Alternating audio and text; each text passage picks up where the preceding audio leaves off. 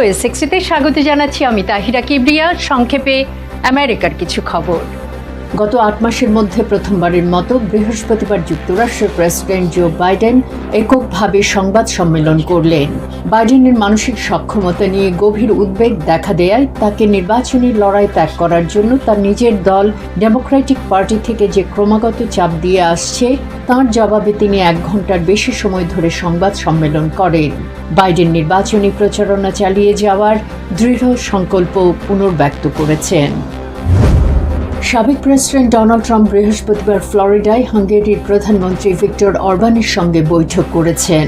ট্রাম্পের দীর্ঘদিনের সমর্থক অরবান গত ২ সপ্তাহে কিয়েভ, মস্কো এবং বেইজিং সফর করেন। ঘটনাটি নেটো মিত্রদের ক্ষুব্ধ করেছে।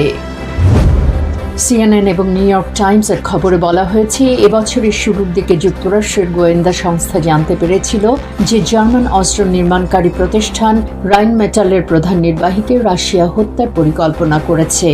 রাইনমেটাল ইউক্রেনের জন্য সামরিক সরঞ্জাম উৎপাদন করে থাকে, তবে ক্রেমলিন ওই রিপোর্টকে ভুয়া বলে প্রত্যাখ্যান করেছে। আজ এ পর্যন্তই। Tahira Kibria, voice of America, Washington.